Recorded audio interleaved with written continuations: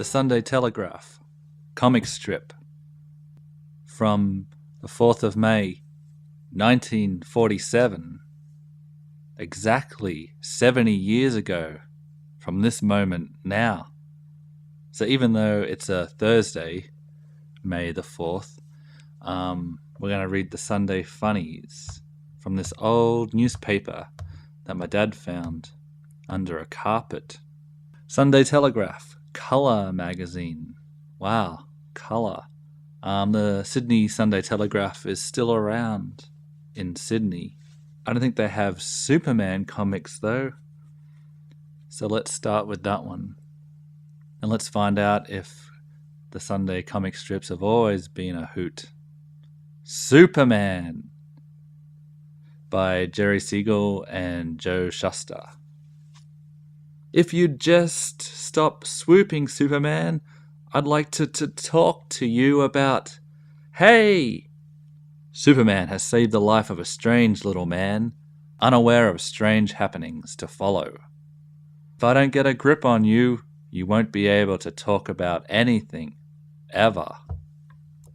It's nice of you to come to me to thank me for saving your life, but it wasn't necessary. But I want to offer you more than mere thanks. I'm Elmer Doolittle of the Dynamic Insurance Co. I'd like to give you the chance of a lifetime to buy some life insurance. Cheap. Hey! Sell me insurance? Ha ha ha ha. Ha ha. Pardon the butterfingers, but the idea of Superman buying insurance tickles my funny bone. Ark! Pray continue. What a heaven-sent opportunity to make good my ideal boost to Mr. Glittertooth. I mustn't muff it. I'll start off with the cunning comment that knocks most prospective insurance clients for a loop. Do you realize, Superman, that you might drop dead tomorrow? Me? Elmer, you kill me. Ho ho ho. Oops, hey! On second thought, I may have accidentally killed him. I'll huff and I'll puff. Yup! Like a pea from a pea shooter. Hear Charlie Chuckles on air today, 2UW, 9 a.m, 2KO, 10:15, 2GZ, and 2KA at 11:30. Sunday Telegraph, Sydney, May the 4th, 1947. Magazine section, page 1. Dick Tracy, he was my favourite growing up, by Chester Gould, from Chicago, I believe. Yes, Breathless Mahoney's mother has paid. She sacrificed herself to save me, Chief. She leapt in front of Itchy's gun just as he fired. She probably felt it had to be that way. She undoubtedly was filled with remorse at seeing herself drift once again into underworld ways. Deep in her heart, she probably wanted to go straight. In the excitement, Itchy got away, but Mrs. Mahoney was conscious long enough to tell us Itchy has B.O. plenty in his power and plans to kill him. I'll be back in a minute, Pat. Meanwhile, night has fallen, and in a dead-end alley back of an abandoned factory, sinister drama is taking place. No, we're not going to drill him. We're going to let the sewer swallow him. My brother worked for the city when they put in the new sewer 4 years ago. The pipe makes a 45-degree turn at Wells Street. We've got the planks spliced, Itchy, and B.O. is tied and gagged. Okay, I'm coming right down. You see, this long plank will never be able to make that turn at Wells Street. It'll stick there. B.O. will never pass that point. The sewer is 35 feet below the surface there, and no manhole. Itchy, you're a genius. Thus another member of that little group who let easy money change their lives and become their god pays for his folly. Silently, B.O. Plenty floats off into the black, dank depths of the city sewer. Ho-hum! Come up to the house, boys, and we'll divide the dough. Then I'm going to bed. I'm tired. Itchy, it's a deal. Dick Tracy will continue in tomorrow's Daily Telegraph. Panda to your palate. Get it? With Minor Fruit Cup. For a really delicious fruity drink, you can't beat Minor Fruit Cup. Pour Minor into your glass. Fill up with iced water and you have a really satisfying thirst quencher that gives you the full fruit flavor of oranges, lemons, pineapples, and passion fruit. Minor means fruit juice. Free copy of Minor Recipe Book. Can't wait to get my hands on those. Moving on, we've got Joe Palooka. Let's skip that one. Anywhere, anytime, Protex brings you the fresh fragrance of the Australian bush. Everybody wants to smell like the Australian bush with gum tree leaves, koala pea, huntsman spider webs. Wonder by O'Brien. Wanda tells Detective Inspector Repcott that she believes she can unmask the murderer of Cedric Reeve, wealthy motion picture producer and soon Chinese gold prospector. I know all about the death of Reeve, but I didn't know it had anything to do with the Chinese. Their deaths were definitely linked. What about that sample of prickly pear I sent you? Have you had it analyzed? And that piece of paper that looked part of a chemistry formula. The prickly pear, at some time or other, was inoculated with a rare poison, and strangely enough, the scrap of paper contained the names of some of the most deadly drugs known to science. It all fits into place perfectly. I'm more certain than ever about the identity of the murderer. Now listen, you can't go around with this sort of information up your sleeve. She's not wearing sleeves. If the murderer suspects that you know who killed Reeve and the Chinese, he might lay for you too. Take it easy, Freddy. The murderer believes he committed perfect crimes.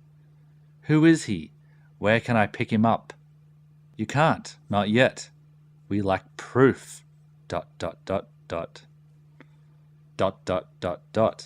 But at my party next week, I'm going to stage a real Sherlock Holmes act that'll do the trick.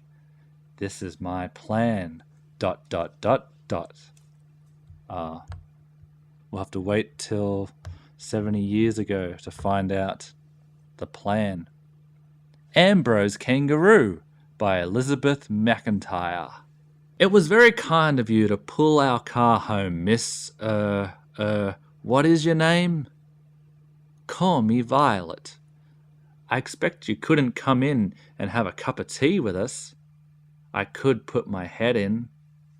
I used to have a cozy little place like this, but my master brought a lorry and turned my stable into a garage. Sob, sob. I've been homeless ever since. Oh dear. I am sorry. Stay here with us for a while. You could sleep in the laundry if you can get in. I'll try. Look, it fits me like a glove. I'll spend my time looking after the children and rescuing that old rattle-trap car every time it breaks down. Copyright. Uh-oh. Printed by the Rotary Colour Print Co., Pedority Limited, in Hamilton Street, Sydney. For and published by Consolidated Press Limited, 168 Castlereagh Street, Sydney. I'm sure it's still not in copyright. Hello to Consolidated Press Limited, if you are watching. Let's see, we got Miss Fury. No thanks. The Katzenjammer Kids. Help! It's Dot Super Pygmy. Oh dear. Cussed as regular as the sun in the morning, under the moon at night. Dear old Walrus got a half his nap. Yup, cussed like per old law of gravity. Look, it's Dot Pygmy again. Beware. Ropes cut, tacks on ground, look out. Shh, you go around and lasso his stalk mobile, and I'll lay for him here. So old special delivery, this year cut off the transportation business for a while. Gawk, gotcha, hee hee. In case of emergency, use Gopher Subway, hee hee. Hey, let him go, give swell idea. Headline edition, big flood in Gopher Subway, hee hee. The little lunker will come up by this hole and then I'll nab him. This sounds like an old Bugs Bunny cartoon, but less racist. Is he coming up yet? No. Shh, shh. Hold it, James. Not very smart, kid. Better go pound head in cerebral hair. A, me golden hole boy, pour water down. B, silly boy, wait with club, other hole poo. C, me super pygmy, full, ha ha ha. Continued. Oh, I don't think that should be continued. The Little King. Prince Umlot is here, your majesty. Shh. Your majesty, you must show me around the palace. Shh. That's the funniest one yet. Looks like a precursor to Hagar the Horrible. Good job, Glow. Cookie capers. Look out, Cookie, she's tippin'. Now look what you've done. Everything's wet. Everything except the Dad's cookies. No wonder they're airtight. They're even watertight. Dad's cookies reach you crisp and crunchy because they're factory sealed in 4 wrappings, including a plastic wax seal. Dad, nicer than biscuits. Peanut cookies. Yeah, no thanks. We'll skip to Remember Sunday the 11th. It's Mother's Day. I thought it was the 16th. She'll say you shouldn't have done it, but do it anyhow. Marcus Clarks. Give her slippers. It's only a week to go. Hurry.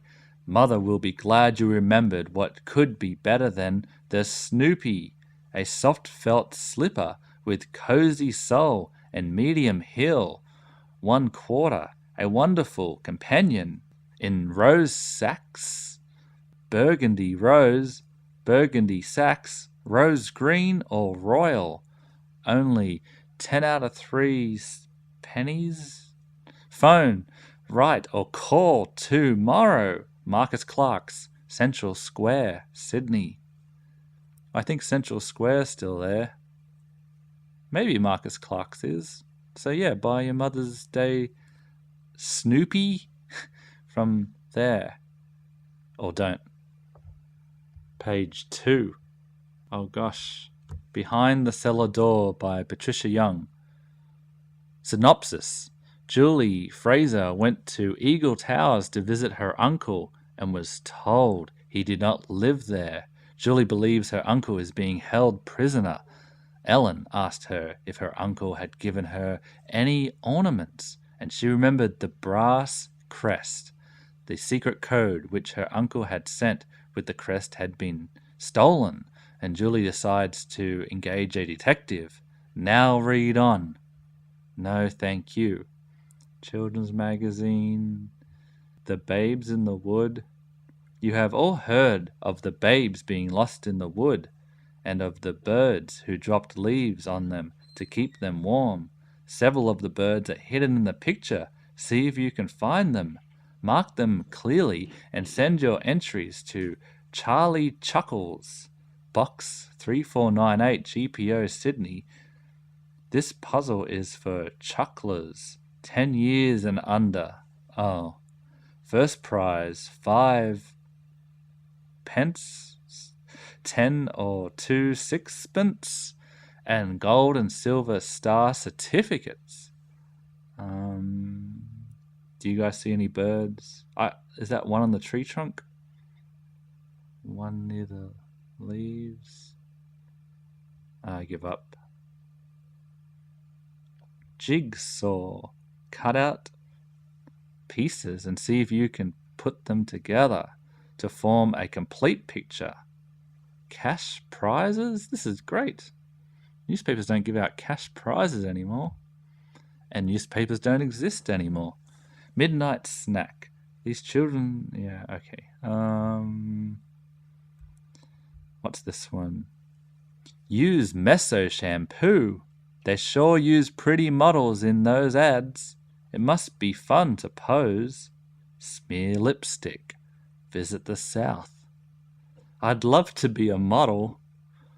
Maybe they would hire me. You a model? Ha ha. Model agency. That's a hot one. Some model. Ha ho ha. I'll show you. No, I'm sorry, young lady. Ha ha ho ha ho ha. Squeezo corsets. Chew Blum's gum. Swim suits. Drink Uggo. Huh? She tricked him. Well done. And I think we've come to the end. Thanks for reading the Sunday Funnies with me. I think it's pretty similar to modern day comic strips. So 70 years really doesn't matter.